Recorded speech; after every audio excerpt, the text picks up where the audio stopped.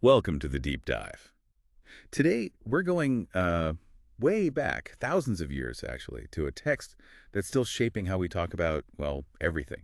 How we Yeah. live, how we govern. Plato's Republic, it's foundational. Absolutely. And we've really dug into it, looking at a detailed exploration of the work, pulling out the core argument, the characters, hmm and some ideas that are revolutionary, yeah, but Yeah. also sometimes pretty startling. Definitely startling in places. Our mission, I suppose, is to get inside Plato's vision, unpack this ideal state, justice, education. And figure out why it still matters to you today. It's ancient philosophy, but you might be surprised how relevant it feels. Okay, let's dive in. It's quite a journey, like you said, dense but rewarding, and it kicks off with maybe the biggest question there is, what is justice? Right. And it starts so casually, doesn't it? Mm. Socrates is just, visiting Piraeus down by the port. Right. And this whole massive philosophical epic starts in Cephalus's house, an old man's living room, basically. Exactly. And Cephalus, he offers this definition that feels very, well, practical, grounded. Justice is paying your debts and telling the truth. Simple. Seems simple. But Socrates, being Socrates, immediately starts picking at it. Like, okay, but what if you borrowed a weapon from a friend Yeah. and now he's gone mad? You owe it back, technically. But giving it back would be completely unjust, right? Dangerous, even. So that definition doesn't quite work. Doesn't hold up. Encephalus maybe sees the writing on the wall, or maybe he's just ready for his nap. Yeah, he conveniently excuses himself to go see to the sacrifices and hands the argument over to his son, Polemarchus. So Polemarchus steps up, and his ideas may be a bit more common sense still. Justice is helping friends and harming enemies. Treating your own group well and being hostile to outsiders. Sounds familiar, even today, maybe? It does. But Socrates makes this really crucial move here. He asks, can a truly just person ever intentionally harm anyone? His point is that justice, being a virtue, should improve things, make people better. Injustice does the opposite. It degrades. So the function of justice can't possibly be to inflict harm. It contradicts its own nature. Exactly. He's starting to weave his argument step by step. And then Thrasymachus just crashes the party. He's not subtle, is he? Not at all. He's like this force of nature blustering in. He thinks they're all talking nonsense. He's got the realist take. Yeah. Justice is just a word powerful people use for their own advantage. It's the interest of the stronger. That's his big claim. Rulers make laws to benefit themselves, call it justice, and that's that. He even says injustice is smarter, stronger, more profitable. He tries to just drop the mic and leave. But Socrates reels him back in with that analogy, the craftsman analogy. Yeah, the doctor doesn't practice medicine just for his own profit, right? He does it for the good of the patient. The ship's captain navigates for the sailor's safety. So a true ruler, practicing the art of ruling, must aim for the good of the governed, not just their own gain. It flips Thrasymachus' argument. If the ruler serves the subject, then justice means acting in the interest of the weaker party, the governed. Thrasymachus gets tied in knots, basically conceding that justice might involve wisdom, even while he's still grumbling. Okay, so Socrates seems to win that round.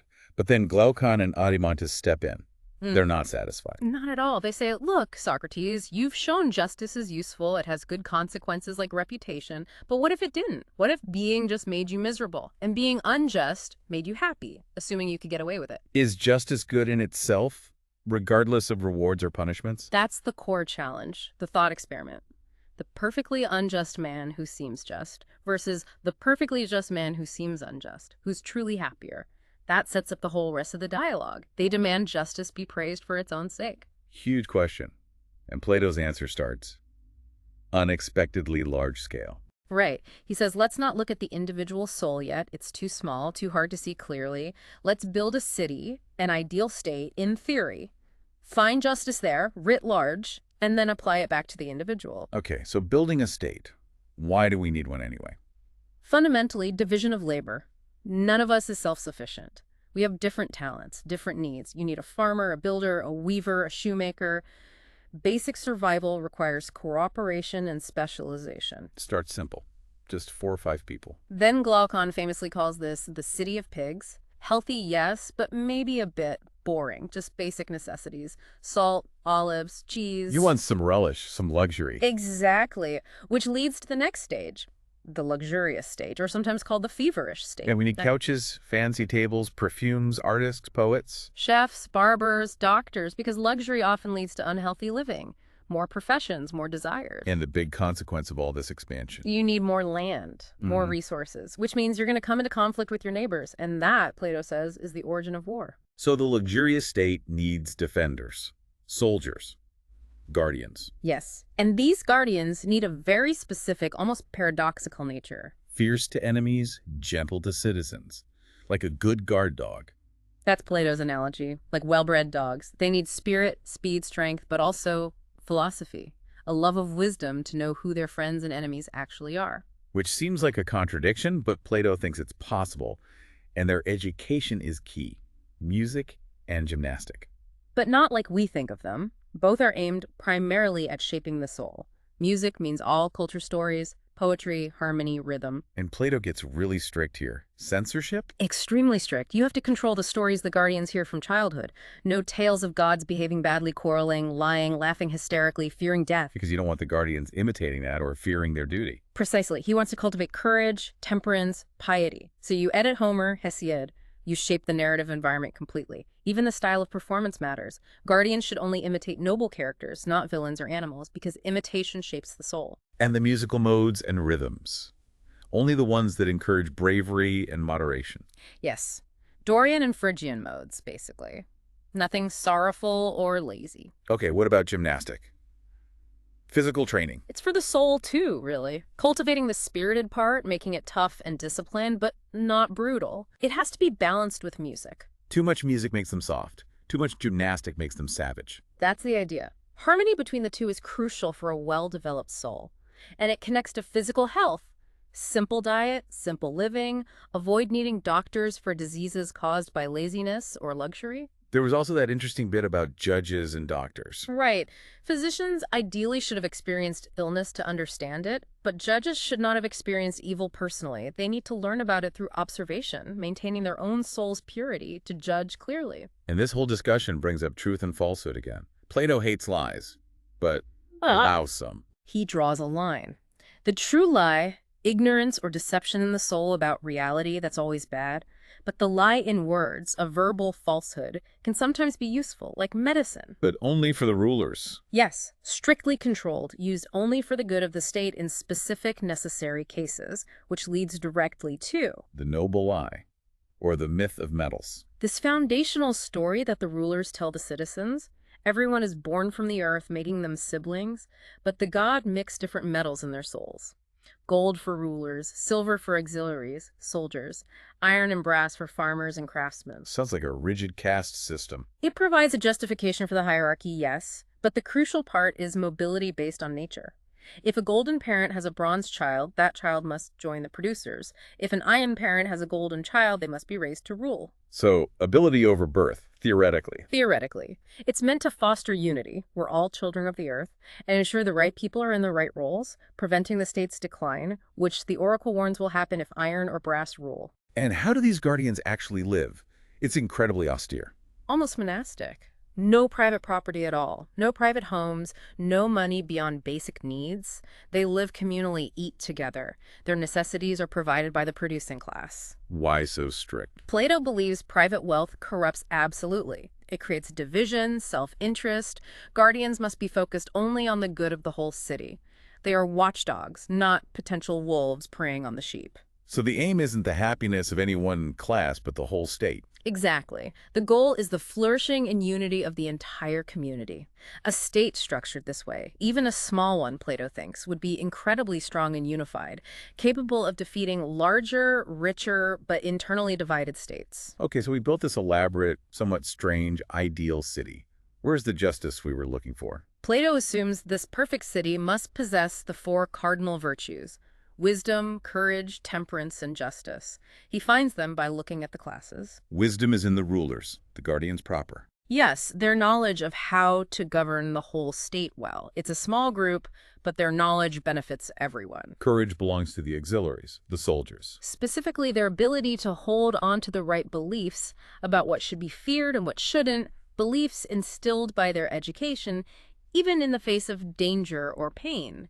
It's a kind of preservation. Temperance is different, though. It's not just one class. Right. Temperance is like a harmony spread throughout the whole city. It's the agreement between all classes, rulers, soldiers, producers about who should rule. The naturally worse parts agreeing to be ruled by the naturally better part. It involves self-control and, crucially, everyone doing their own job. Which leaves justice. Justice is the one that's left, the underlying principle making all the others possible. It is the principle of specialization. Each person and each class doing the one job for which they are naturally suited and not interfering with the others. The farmer farms, the soldier fights, the ruler rules. Doing your own business? That's the essence of justice in the state. It's what keeps the state unified and functional. It's the foundation. And now finally, back to the individual soul, the big parallel. Yes. Plato argues the soul has a parallel structure. He famously divides it into three parts. The rational part, reason, seeks truth. The spirited part, thumos, anger, ambition, honor. And the appetitive part, desires for food, drink, sex, money, the biggest part. Corresponding to the rulers, auxiliaries, and producers. Exactly. And justice in the individual is the same principle as in the state, each part doing its own work in harmony. Reason rules, spirit acts as its ally and enforces its decisions. And the appetites are kept in check, subject to reason. When these parts are balanced and working together properly, the soul is just. So, a person with a just soul, internally ordered. They just wouldn't steal or lie. It's not about external rules. That's Plato's argument. The internal harmony is justice. Such a person wouldn't be inclined towards unjust actions because their inner self is rightly ordered. This is his answer to Glaucon. Justice is the health, the beauty, the well-being of the soul itself, valuable for its own sake. Okay, that's a powerful argument. But then Plato dives into some really challenging territory, practicalities and radical ideas. He confronts the difficulties head-on, the so-called three waves of criticism he anticipates. The first is about the guardian's way of life specifically. The community of women and children. This sounds wild to us. It does. Plato argues that if women have the same kinds of abilities as men, even if maybe differing in degree, they should have the same education, music, gymnastic, philosophy, warfare, and serve as guardians alongside men. Okay, equality of opportunity, maybe. Their shared family part. To ensure absolute unity, he proposes abolishing private families among guardians. Mates are chosen through a rigged lottery system at festivals. The rulers secretly pair the best with the best to produce superior offspring, making it look like chance. Eugenics, basically. Pretty much. Children are raised communally, no one knowing their biological parents. Children of inferior guardians, or those born outside the rules, are disposed of or hidden. The aim is total loyalty to the state, not to private families. It's hard to even imagine. And the rules of war differ too. Yes. Conflict between Greek states is like family infighting, aim for reconciliation, limit destruction. War against non-Greeks, or barbarians, is treated as true war with harsher possibilities. It reflects a strong sense of Greek identity. Then the biggest wave, the philosopher king. This is the linchpin. The ideal state is only possible if philosophers rule or if rulers become genuine philosophers. He knows this sounds ridiculous to most people. Why were philosophers seen as useless or even corrupt back then? Plato says the true philosophic nature, loving wisdom, truth, justice, is rare to begin with, and society itself tends to corrupt potential philosophers. Public opinion, the great beast, rewards conformity and superficiality. The loudest voices drown out reason. So the few genuine philosophers are often sidelined, maybe by illness or exile, or just stay out of the messy political world. Right. And he warns that when a potentially great philosophical nature is corrupted, it becomes especially dangerous, the worst corruption of the best. So these philosopher rulers need a higher knowledge, the form or idea of the good. What is that? Socrates struggles to define it directly. He uses analogies. The most famous is the sun. How does that work? In the visible world, the sun makes sight possible, provides light, and also makes physical things exist and grow, provides energy. In the intelligible world of forms, the good does the same. It provides truth, making knowledge possible, and it is the source of the being or reality of the forms themselves. It's higher than both knowledge and being. Wow, okay. And the divided line helps picture these levels. It maps it out. Lowest level, shadows and reflections, imagination. Then physical objects, belief, opinion. Then mathematical concepts, understanding, relies on assumptions. Highest level, the forms themselves, grasped by pure reason, dialectic, leading up to the ultimate source, the good. Which leads perfectly into the allegory of the cave. The master image. Prisoners chained, seeing only shadows cast by a fire. That's their reality. One escapes. Sees the fire, the objects, gets dragged out into the sunlight. Painful. Blinding at first. Gradually adjusts. Sees reflections, then objects, then the stars and moon, finally the sun itself representing the good. But if he goes back down, His eyes can't readjust to the dark. He looks foolish to the prisoners, still staring at shadows. They think his journey ruined him. They'd kill him if he tried to free them. so the cave is our ordinary world of appearances. The journey out is philosophical education. Exactly. Education isn't putting knowledge in, it's turning the soul around. From darkness to light, from fleeting appearances to eternal realities to the forms, and ultimately the good. And the philosopher who's seen the light is reluctant to go back into the cave of politics. Yes, but they have a duty to. They have to govern, even if they'd rather contemplate the forms. They understand true justice, not just its shadows. So how do you train someone for this difficult ascent? What's the philosopher's curriculum? It goes beyond music and gymnastic. Starts with arithmetic, number. Why? Because it forces the mind beyond senses, like seeing one finger as both large and small, into abstract thought, towards being. Studied for pure knowledge, not just practicality. Then geometry. Plain and solid. Again, drawing the soul towards abstract truth, away from the changing physical world. Creates the philosophical mindset. Astronomy too, but not just stargazing. Right. He criticizes just observing the visible heavens. True astronomy is understanding the underlying mathematical principles, the real, intelligible motions and harmonies, not just the pretty patterns we see. And the final highest study is dialectic. The capstone. It's the art of philosophical conversation, questioning assumptions, reasoning your way up to first principles, to the good itself. It's about truly understanding why things are the way they are. But he warns against teaching it too young. Very dangerous. Young people might treat it like a game, just arguing to tear things down, becoming cynical and lawless. It requires maturity, seriousness, best suited for the most capable minds after age 30, after the other studies. Okay, so we have the ideal state, the ideal ruler. Then Plato shows us how it all falls apart, the decline. Yes, a fascinating, somewhat pessimistic cycle. He describes 4 imperfect types of government found in Greece and the corresponding types of individual character. Timocracy, oligarchy, democracy, tyranny. Each decays into the next. How does the perfect state decline into timocracy? It starts with disunity among the rulers, maybe mistakes in the eugenics program or education. The value system shifts. Honor, ambition, military glory become more important than reason and philosophy. It resembles Sparta. And the timocratic man? Often the son of a philosopher ruler who feels his father isn't appreciated. He cultivates spirit and ambition, maybe secretly starts loving money, even if he maintains a disciplined, honorable facade. Less cultivated, rougher maybe. And timocracy decays into oligarchy. Yes, the hidden love of money becomes open. Wealth becomes the qualification for rule. A property threshold is set. The state divides sharply into rich and poor. Justice, one person, one job, is abandoned for profit. Poverty and crime increase the drones. The oligarchic man is just about the bottom line. Entirely. Ruled by necessary appetites for wealth. He's stingy, works constantly, suppresses all desires deemed unprofitable, lives shabbily to save money. Then the fall into democracy. How does that happen? The oligarchs' greed is their downfall. They encourage extravagance in others to lend them money and eventually seize their property, creating a large, indebted, resentful underclass. The drones stir up trouble. Eventually, the poor overthrow the rich. And the democratic state and man are all about freedom. Absolute freedom. Do whatever you want. All desires are treated as equal. Necessary, unnecessary, lawful, unlawful, indulge them all.